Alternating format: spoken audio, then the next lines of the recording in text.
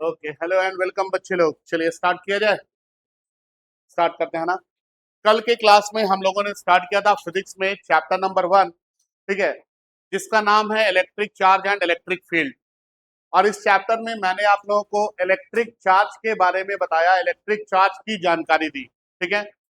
और मैंने इसमें बताया कि एक इलेक्ट्रॉन के पास जो चार्ज होता है वो कितना चार्ज होता है, -1.6 इंटू 10⁻⁻19 कूलम, ठीक है। फिर मैंने आपको बताया कि एक प्रोटॉन के पास जो चार्ज होता है ये कितना होता है, +1.6 इंटू 10⁻⁻19 कूलम, ठीक है। इसी तरह से मैंने आपको बताया कि एक इलेक्ट्रॉन का जो मास है ये कितना होता है, 9.1 इंटू 10⁻31 केजी होता है। और एक प्रोटॉन का जो मास है ये मास कितना होता है, 1.67 इंटू 10⁻⁻27 केजी। ये सारा बात बताए थे कल आप लोगों को। इसके बाद फिर मैंने आप लोगों को बताया कि इलेक्ट्रॉन एफिनिटी क्या होती है ना, इलेक्ट्रॉन एफिनिटी। और इसमें मैंने आपको बताया था कि कोई एटम किसी इलेक्ट्रॉन को अपनी तरफ कितने ताकत से खींचता है, इस चीज को हम लोग क्या बोलते हैं, इलेक्ट्रॉन एफिनिटी बोलते हैं, ठीक है। ये बात बताए थे।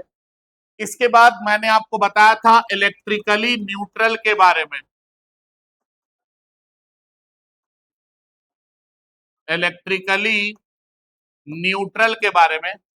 मैंने आपको बोला था कि इलेक्ट्रिकली न्यूट्रल किसको बोलते हैं हम लोग, तो जिसके पास same number of proton and electron होता है उसको हम लोग क्या बोलते हैं, इलेक्ट्रिकली न्यूट्रल। या फिर जिसके पास नेट चार्ज जीरो होता है, नेट चार्ज जीरो होगा तो ये क्या कहलाएगा, इलेक्ट्रिकली न्यूट्रल कहलाएगा।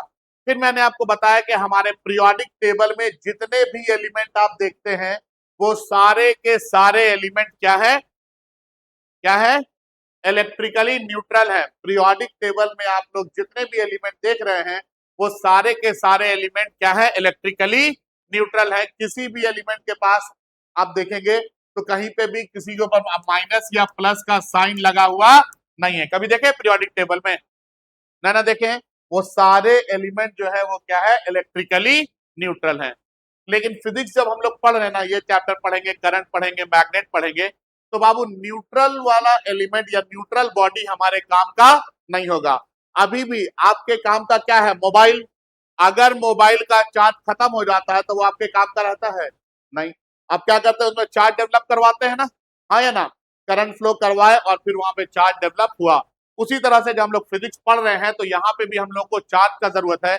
वो चाहे आप करंट को फ्लो करवाइए, चाहे मैग्नेटिक फील्ड डेवलप करवाइए, बिना करंट के फ्लो के या मतलब बिना चार्ज के फ्लो के हम लोग इस चीज को प्रोड्यूस नहीं कर सकते हैं। समझ में आता है, करंट का फ्लो क्यों हो रहा है, करंट का फ्लो हो रहा है तभी ना ये पंखा चल रहा है, ये लाइट जल रहा है, ये बोर्ड जल रहा है, ये कैमरा चल रहा है, वहां वो पंखा हनहना रहा है, हाँ या ना, ठीक है। और करंट के फ्लो होने के पीछे कारण क्या है, चार्ज का फ्लो होना। अरे चार्ज का फ्लो हो रहा है तभी करंट फ्लो कर रहा है। समझ में आ रहा है क्या बोल रहे हैं, हाँ या ना, ठीक है।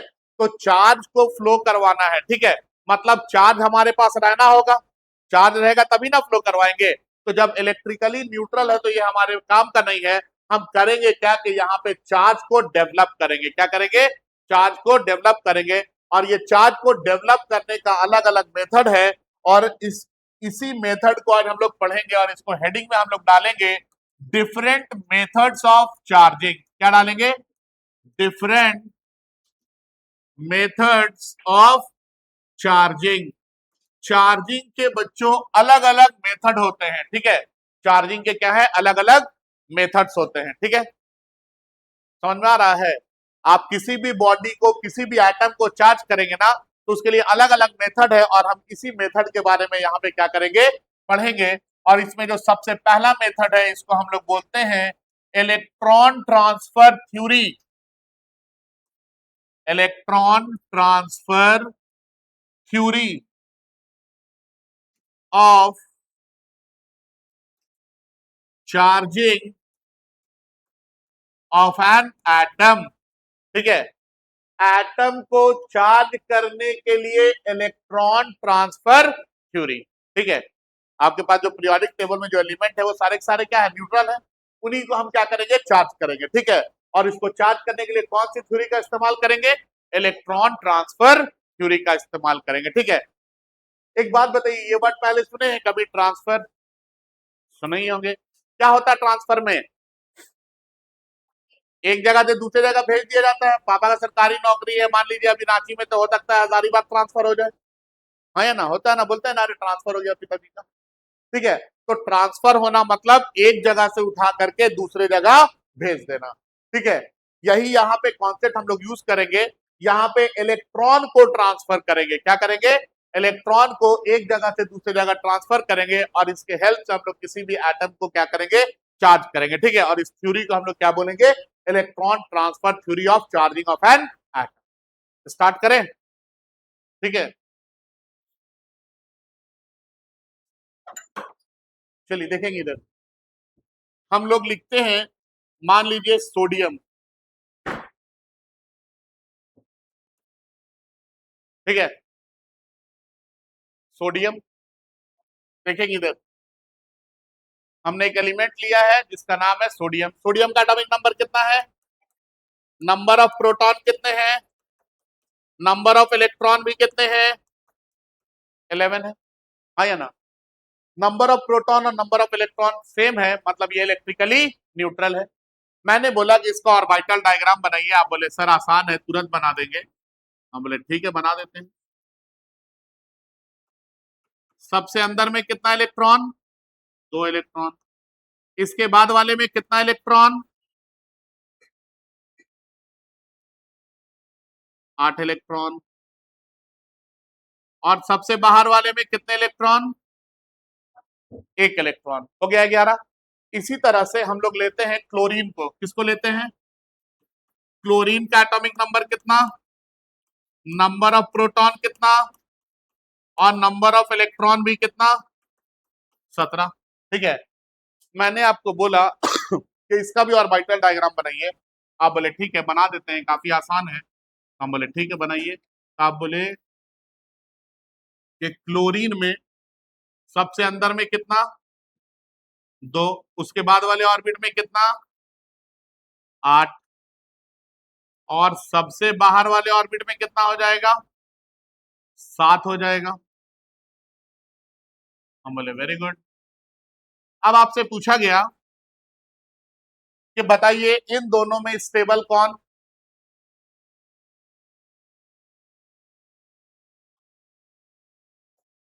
कोई नहीं। ठीक है, किसी को क्लोरीन लग रहा है, किसी को सोडियम लग रहा है, किसी को कोई नहीं लग रहा। समझ लेते हैं एक बार, है ना। स्टेबल, स्टेबल के केस में क्या होगा, ठीक है, स्टेबिलिटी कैसे मिलती है। ठीक है, स्टेबल होना मतलब स्थिर होना। ठीक है, पार्क वर्क गए हैं लोग घूमने के लिए, दोस्तों के साथ जाते ही होंगे कभी कभी, चलो यार आज चलते हैं पार्क। ठीक है, जब आप उस पार्क में जाते हैं तो सबसे ज्यादा स्टेबल कौन दिखता है, सबसे ज्यादा स्थिर, मतलब आया आराम से आकर के बैठा, 2-3 घंटा बैठा, उठा चला गया, कौन, बोलिए कौन, जोर से बोलिए। Old peoples, okay. और उन लोग भी कम स्टेबल,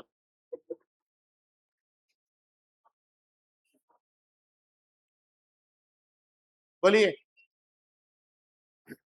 सुनेंगे। हाँ, क्या, क्यों, अच्छा ओके, चलिए सुनेंगे तब इधर, है ना, सुनेंगे इधर। आप जब उस पार्क में जाते हैं तो सबसे ज्यादा स्टेबल आपको कपल लोग दिखते होंगे, है ना। आया दोनों आराम से, पत्थर मिला, पत्थर के पीछे बैठा, 2-3 घंटा बैठा, उठा चला गया। आया किसी को झाड़ी मिला, झाड़ी के पीछे बैठा, 2-3 घंटा बैठा, उठा चला गया। हाँ या ना। और एक आप लोग हैं, जाते हैं, है सिंगल आदमी, कभी जाके उसको झांक रहे, कभी जाके उसको झांक रहे, कभी जाके उसको झांक रहे, हर किसी को झांकते रहते हैं। तो आप लोगों की स्टेबिलिटी क्या है, कम है। मतलब स्टेबल होने के लिए पेयर में होना जरूरी है। सही बात है ना। अब देखिए, ना तो बेचारा ये पेयर में है और ना ही बेचारा ये पेयर में है। ठीक है, समझ में आ रहा है, मतलब ना तो ये स्टेबल है और ना ही ये स्टेबल है। ठीक है, लेकिन बाबू एक बात तो है, सबके मन में चलता है कि हम भी स्टेबल हो जाते हैं, क्यों नहीं दिनकर? सही बात है ना? सबके मन में चलता है कि हम भी क्या हो जाते, स्टेबल हो जाते। वैसे ही यहाँ पे ये सोडियम और ये क्लोरीन के मन में भी चलेगा, चलता है कि हम भी क्या हो जाते, स्टेबल हो जाते। ठीक है, सोडियम का एटॉमिक नंबर 11, ये कम पैसा वाला है। क्लोरीन का एटॉमिक नंबर 17, ये ज्यादा पैसा वाला है। ठीक है, होता क्या है कि ये ज्यादा पैसा वाला है, ये सोडियम के इस इलेक्ट्रॉन को अपने तरफ खींच लेता है। कल पढ़ाए थे ना इलेक्ट्रॉन एफिनिटी, हाँ या ना? जिसका एटॉमिक नंबर ज्यादा होगा उसकी इलेक्ट्रॉन एफिनिटी ज्यादा होगी, वो वो ज्यादा ताकत से अपने तरफ इलेक्ट्रॉन को क्या करेगा, खींच लेगा। तो क्लोरीन का एटॉमिक नंबर ज्यादा है, ये क्या करता है, सोडियम के आउटर मोस्ट इलेक्ट्रॉन को ये अपने तरफ खींच लेता है। ठीक है, अब बताइए ये क्लोरीन कम से कम कितना इलेक्ट्रॉन खींचेगा? कम से कम बोल रहे हैं, मिनिमम एक, कम से कम एक इलेक्ट्रॉन को ये क्या करेगा, खींच लेगा। समझ में आया बात क्या बोले? अब एक इलेक्ट्रॉन को जैसे ही ये खींच लिया यहां से यहां, अब समझिए क्या हुआ after transfer. After transfer, transfer होने के बाद, ठीक है, बताइए नंबर ऑफ प्रोटॉन कितना? ट्रांसफर होने के बाद नंबर ऑफ प्रोटॉन कितना? अरे खींचा किसको, तो प्रोटॉन कैसे कम हो गया? कितना प्रोटॉन? 11। और नंबर ऑफ इलेक्ट्रॉन कितना? 10। बताइए बच्चों कौन ज्यादा? प्रोटॉन ज्यादा। कितना ज्यादा? और प्रोटॉन के पास कैसा चार्ज? मतलब ये सोडियम के पास कैसा चार्ज आएगा? एक पॉजिटिव चार्ज आएगा। क्या होगा? एक पॉजिटिव चार्ज। इसी तरह से यहां पे देखेंगे आफ्टर ट्रांसफर, आफ्टर ट्रांसफर बताइए नंबर ऑफ प्रोटॉन कितना? 17। नंबर ऑफ इलेक्ट्रॉन कितना? कौन ज्यादा? कितना ज्यादा? और इसके पास चार्ज कैसा? मतलब क्लोरीन के पास एक माइनस चार्ज आ जाएगा, हाँ या ना? यहां पे आपने सोडियम को कैसा लिया था? न्यूट्रल। यहां पे क्लोरीन को कैसा लिया था? न्यूट्रल। लेकिन यहां पे ये क्या हो गया, चार्ज आ गया ना? ये चार्ज आने के पीछे कारण क्या है? किस वजह से आया? इलेक्ट्रॉन के ट्रांसफर होने की वजह से आया। इसी चार्जिंग के मेथड को हम लोग बोलते हैं इलेक्ट्रॉन ट्रांसफर थ्योरी। क्या बोलते हैं इसको? Electron transfer theory. तो कम से कम कितना इलेक्ट्रॉन ट्रांसफर होगा? एक। अब आगे सुनिए, अगर एक इलेक्ट्रॉन ट्रांसफर हुआ तो कितना चार्ज ट्रांसफर होगा? कितना चार्ज मिलेगा इनको इनको? तो एक इलेक्ट्रॉन के पास चार्ज कितना?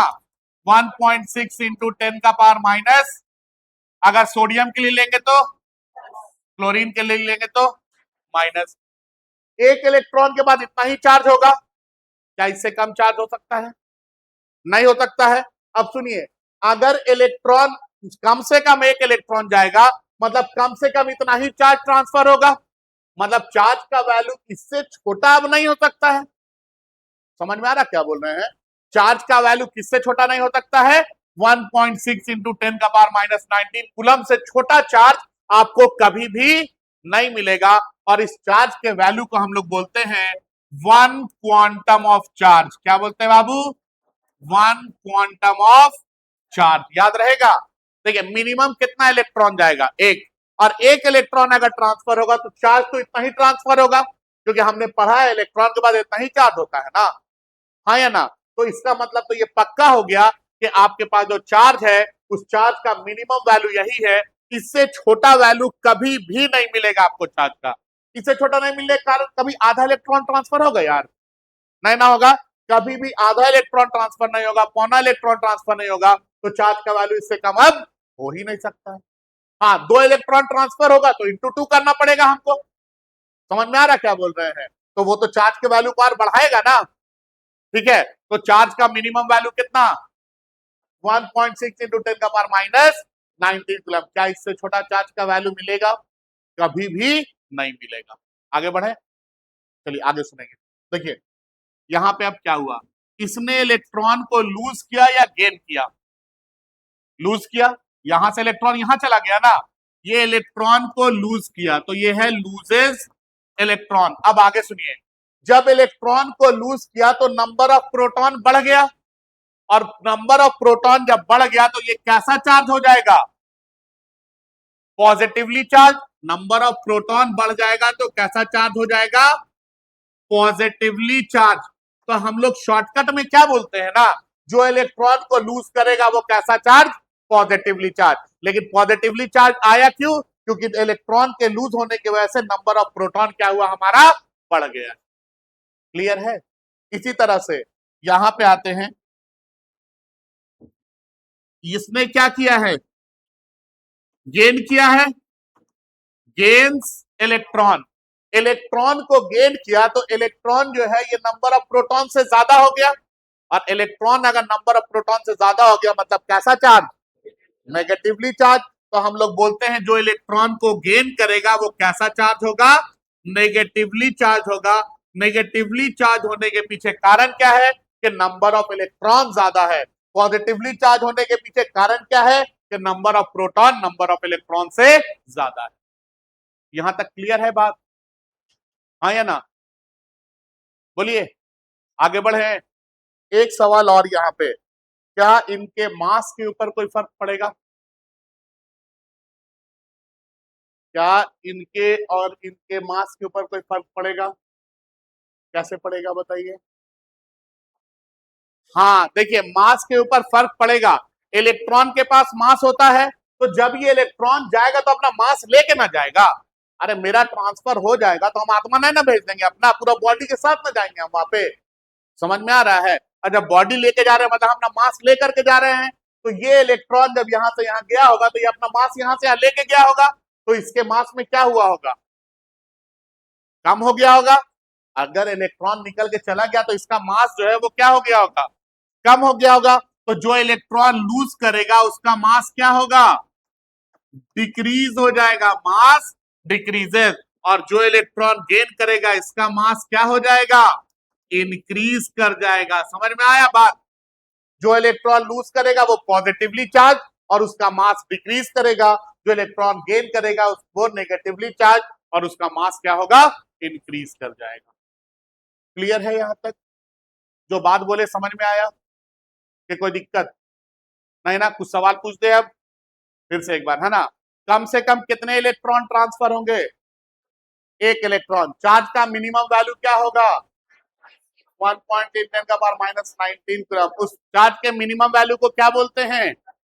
One quantum of charge. जो इलेक्ट्रॉन लूज करेगा क्या होगा? Positively charge. पॉजिटिवली चार्ज होने का कारण क्या है? पॉजिटिवली चार्ज होने का कारण क्या है? नंबर ऑफ प्रोटॉन का ज्यादा होना। क्या है? जो इलेक्ट्रॉन गेन करेगा वो कैसा चार्ज होगा? नेगेटिवली चार्ज होने का कारण क्या है? नंबर ऑफ इलेक्ट्रॉन का ज्यादा होना। ठीक है, क्या इनके मास पे फर्क पड़ेगा? पड़ेगा। किस तरह से? जो इलेक्ट्रॉन को लूज करेगा उसका मास घटेगा, और जो इलेक्ट्रॉन को गेन करेगा उसका मास इंक्रीज कर जाएगा। क्लियर है? समझ में आया कुछ बात? चलिए इसको कॉपी कीजिए फिर हम लिखवाएंगे। थोड़ा फास्ट कॉपी करेंगे ना, थोड़ा फास्ट कॉपी करेंगे।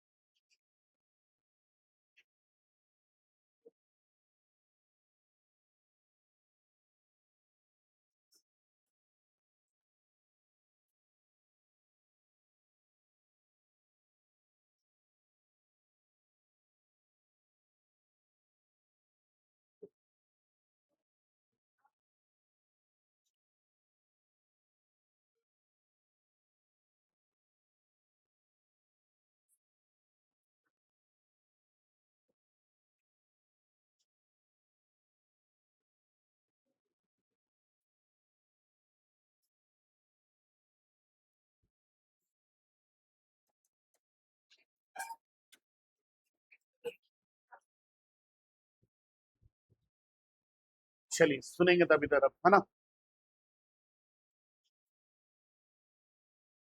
हो गया कॉपी?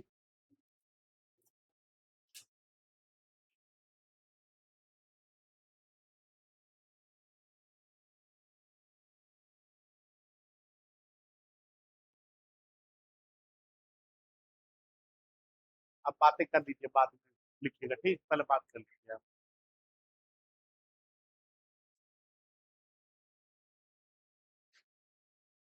लिखेंगे रिमार्क वन।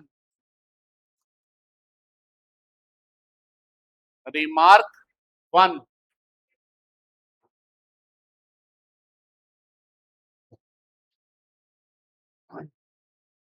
बोले?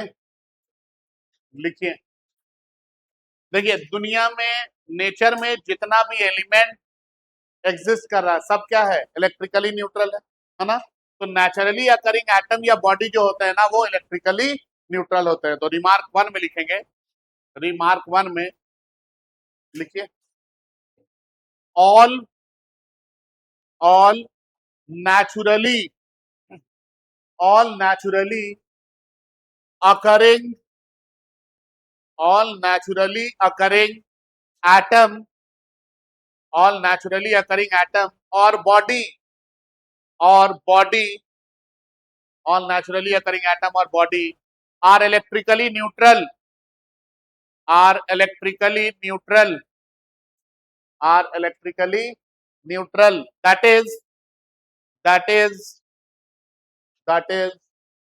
it has it has same number of that is it has same number of electron and proton, that is it has same number of electron and proton.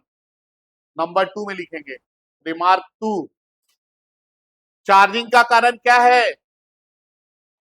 Electron का transfer होना। लिखेंगे point remark 2 में charging of an atom, charging of an atom और body, charging of an atom और body is due to transfer of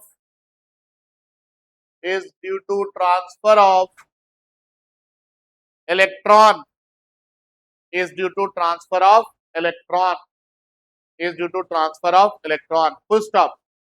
उसमें आगे लिखेंगे the atom or body, the atom or body, the atom or body that loses electron, that loses electron, that loses electron will become positively charged, will become positively charged, will become positively charged, whereas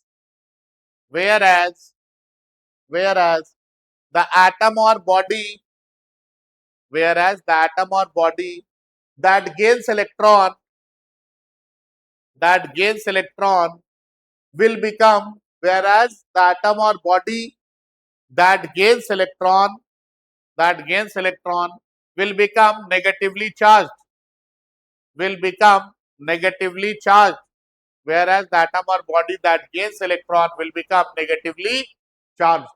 ठीक है, next आगे बढ़ेंगे। Remark 3 will become negatively charged तक लिख लिए ना। Remark 3 लिखेंगे the minimum possible value, remark 3 में the minimum possible value of charge transfer, the minimum possible value of charge transfer is, the minimum possible value of charge transfer is, of charge transfer is 1.6 into 10 का power minus 19 coulomb, is 1.6 into 10 का power minus 19 coulomb, is 1.6 into 10 का power minus 19 coulomb and is known as, and is known as one quantum of charge, and is known as one quantum of charge, and is known as one quantum of charge। Next remark 4, remark 4 में लिखेंगे, लिखिए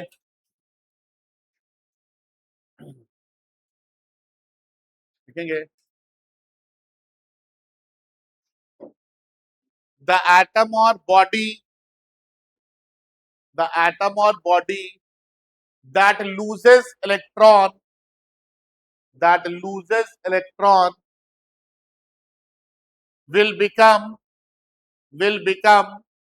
slightly lighter, slightly lighter का मतलब समझते हैं ना क्या?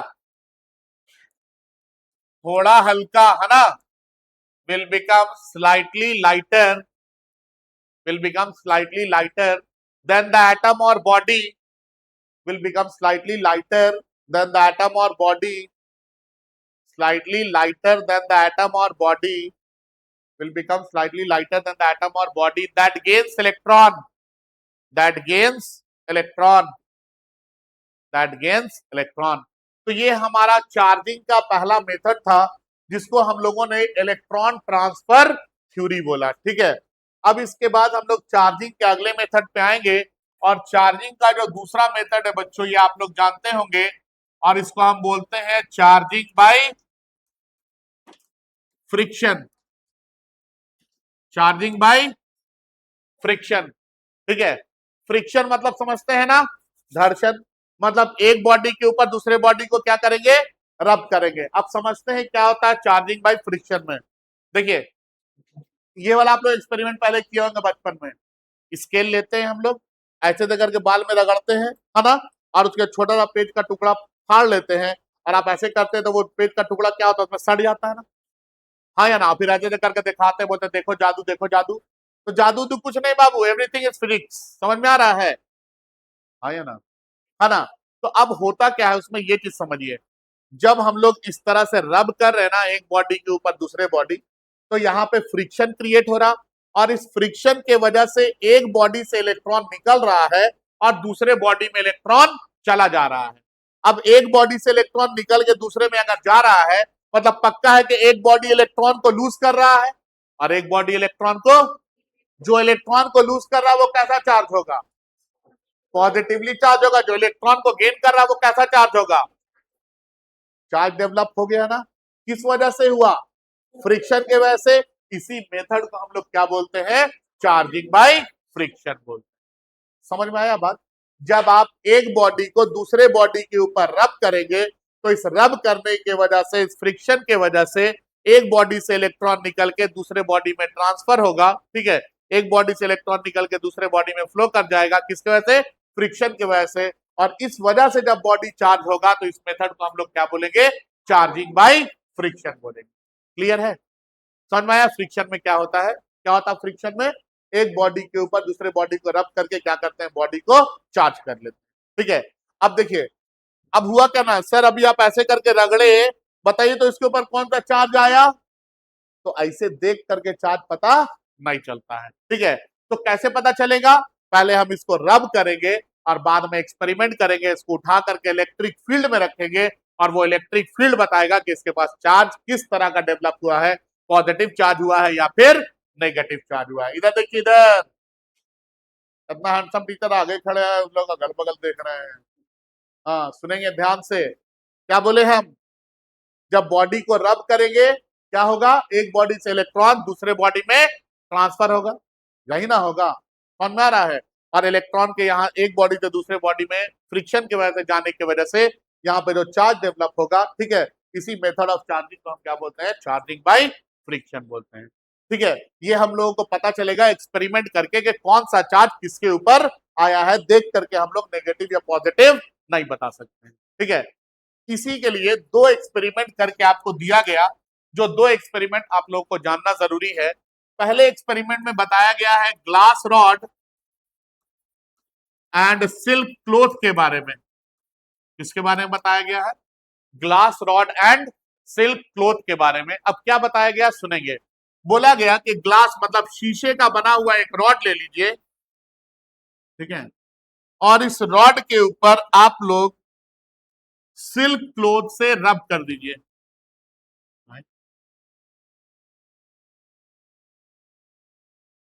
किससे रब कर दीजिए? सिल्क क्लॉथ से रब कर दीजिए। ये है मेरे पास सिल्क क्लॉथ। क्या है ये? Silk cloth. और ये वाला क्या है? ग्लास रॉड है, ठीक है। इसको हमने बोल दिया ग्लास रॉड। जब ग्लास रॉड के ऊपर सिल्क क्लॉथ से रब किया गया और एक्सपेरिमेंट किया गया, तो देखा गया कि इस ग्लास रॉड के पास पॉजिटिव चार्ज आ गया है। कैसा चार्ज आ गया है? और इस सिल्क क्लॉथ के पास नेगेटिव चार्ज आ गया है। अब आप बताइए कि इससे आप क्या मतलब समझ रहे हैं? पॉजिटिव चार्ज आया मतलब क्या समझ रहे हैं?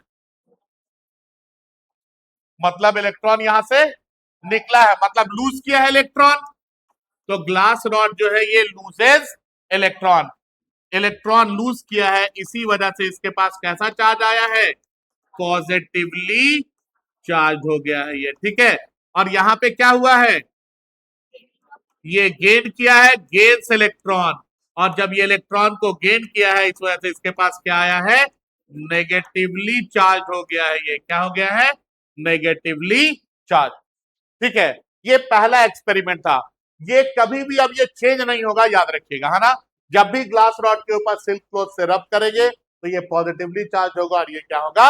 नेगेटिवली चार्ज होगा, ठीक है। इसके बाद एक और एग्जांपल, एक और एक्सपेरिमेंट लिया गया, जिस एक्सपेरिमेंट में हमको दिया गया इबोनाइट रॉड। क्या दिया गया बाबू?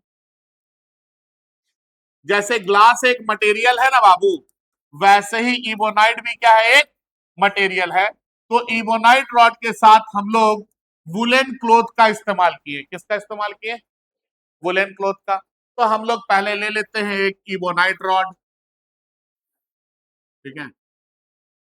ये इबोनाइट रॉड है। इबोनाइट इज अ मटेरियल, ये रबर से बनाया जाता है, ठीक है। और इसके बाद इसके ऊपर हमने रब कर दिया, किससे? वुलन क्लोथ से, ऊनी कपड़ा, ठीक है।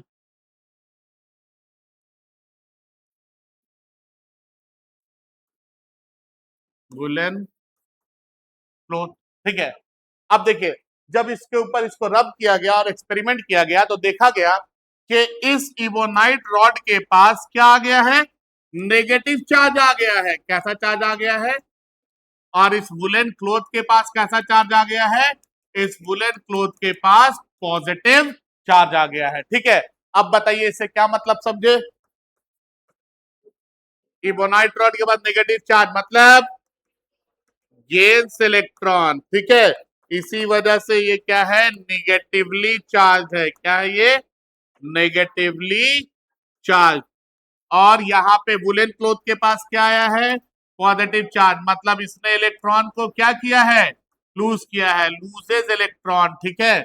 और जब इलेक्ट्रॉन को लूज किया है तो इसके पास पॉजिटिव चार्ज आया है। तो ये कैसा चार्ज हो गया है?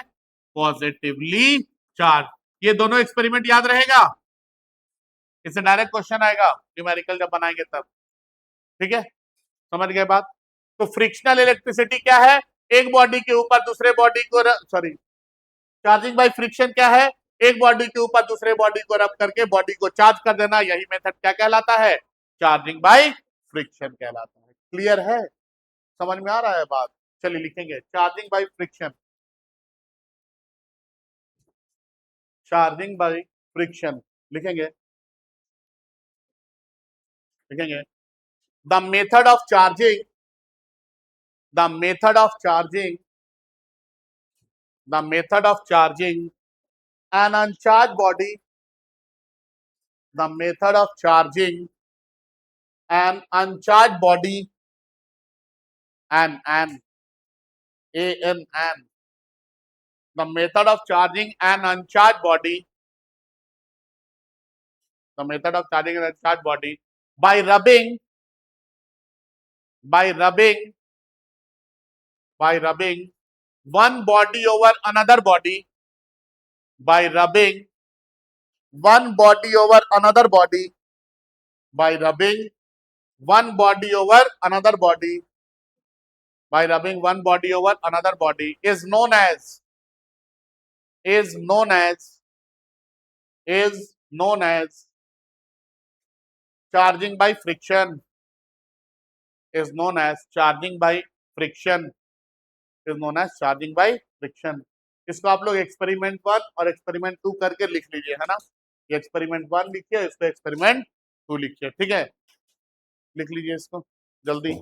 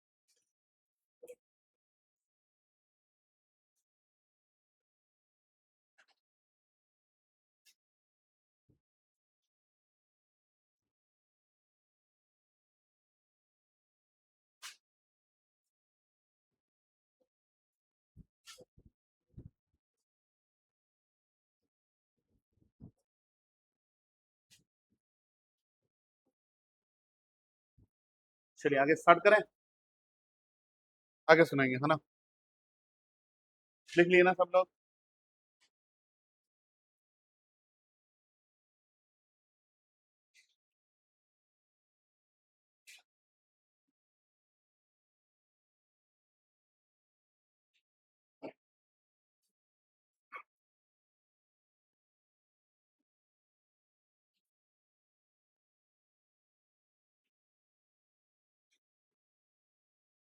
चलिए आगे बढ़ते हैं है ना। हो गया सब लोग का? चलिए सुनेंगे अभी तक। यहाँ पे एक चीज है, फ्रिक्शनल इलेक्ट्रिसिटी। क्या है? Frictional electricity. इलेक्ट्रिसिटी का मतलब क्या पढ़े हैं हम लोग? इलेक्ट्रिक करंट, मतलब flow of charge in 1 second. हाँ या ना? 1 सेकेंड में कितना चार्ज फ्लो कर रहा है, इसी चीज को हम लोग क्या बोलते हैं? इलेक्ट्रिसिटी बोलते हैं। बोलते हैं ना? अब सुनेंगे आगे। यहाँ पे है फ्रिक्शनल इलेक्ट्रिसिटी। जब आप एक बॉडी के ऊपर दूसरे बॉडी से रब कर रहे हैं, तो यहाँ पे एक बॉडी से इलेक्ट्रॉन दूसरे बॉडी में फ्लो कर रहा है, और अगर इलेक्ट्रॉन फ्लो कर रहा है मतलब उसके साथ चार्ज भी फ्लो कर रहा होगा, हाँ या ना? और चार्ज का फ्लो होना ही क्या है? हर सेकेंड में जितना चार्ज फ्लो करता है उसी को क्या बोलते हैं? Electric current. तो जब आप एक बॉडी के ऊपर एक बॉडी के ऊपर दूसरे बॉडी को रब करते हैं, तो यहाँ पे चार्ज का फ्लो होता है, और इस चार्ज के फ्लो होने की वजह से जो करंट डेवलप होता है, इस करंट को हम लोग क्या बोलते हैं? फ्रिक्शनल इलेक्ट्रिसिटी बोलते हैं। क्या बोलते हैं इसको हम लोग? Frictional electricity. याद रहेगा? लिखेंगे फ्रिक्शनल इलेक्ट्रिसिटी।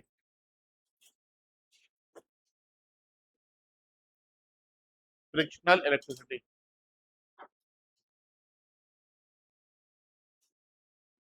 लिखिए। The electricity develop the electricity develop the electricity develop when one body the electricity developed when one body is is rubbed over rubbed over another body another body is known as is known as is known as frictional electricity is known as frictional electricity is known as frictional electricity। ठीक है, अब देखेंगे यहाँ पे है ना।